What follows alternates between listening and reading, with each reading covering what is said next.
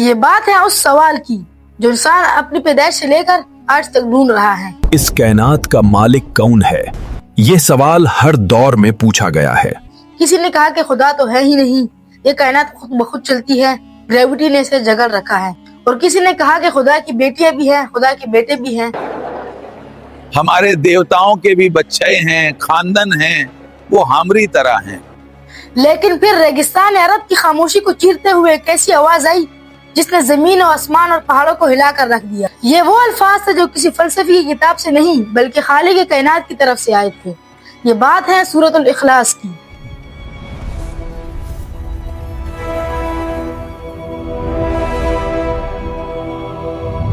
لیکن بدقسمتی سے سورۃ الاخلاص ہمارے لیے نماز جلدی ختم کرنے کا ایک شارٹ کٹ بن گیا ہے۔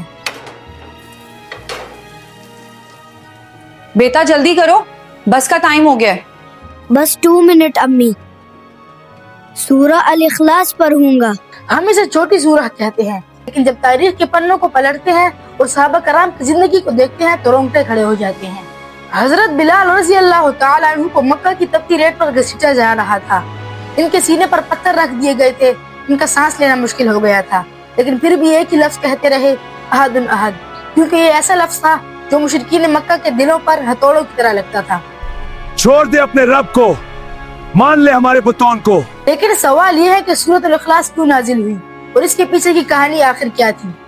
یہ وہ دور تھا جب مکہ اور پوری دنیا شرک کے اندھیروں میں ڈوبی ہوئی تھی۔ عیسائیوں نے حضرت عیسیٰ علیہ السلام کو اللہ تعالیٰ کا بیٹا بنا رکھا تھا۔ عیسائی کہتے تھے عیسیٰ علیہ السلام اللہ کے بیٹے ہیں۔ یہودی کہتے تھے کہ حضرت عزیر علیہ السلام اللہ تعالیٰ کے بیٹے ہیں۔ مکہ والوں نے فرشتوں کو اللہ کی بیٹیاں بنا رکھا تھا۔ فرشتے اللہ کی بیٹیاں ہیں ابو؟ جی بالکل بیٹا۔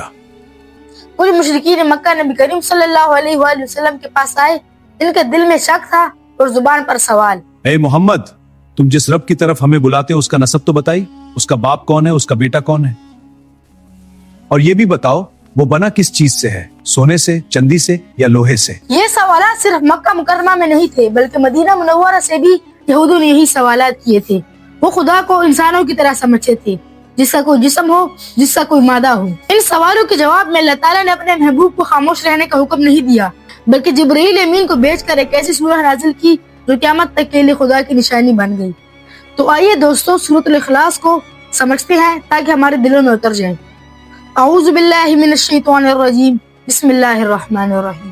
قل هو اللہ احد، کہو کہ وہ اللہ ایک ہے، اللہ الصمد، اللہ بے نیاز ہے، لم یلد ولم یولد، نہ کسی کا باپ ہے اور نہ کسی کا بیٹا، ولم یکن لہ کفوا احد، اور کوئی اس کا ہمسر نہیں۔ سورۃ الاخلاص قرآن مجید کی نہایت مختصر لیکن ایک بہت عظیم مکی صورت ہے۔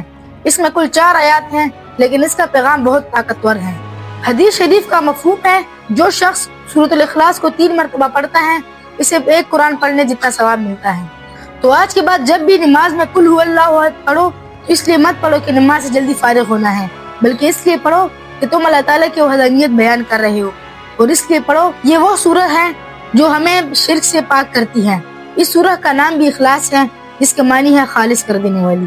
اگر آپ کو یہ ویڈیو اچھی لگی ہو تو لائک کریں، شیئر کریں اور چینل کو سبسکرائب کر کے بیل آئیکن کو ضرور دبائیں تاکہ ہر نئی ویڈیو اب تک فوراً پہنچے۔ اگلی ویڈیو تک کے لیے اللہ حافظ، اپنا بہت سارا خیال رکھیں، جزاک اللہ خیر۔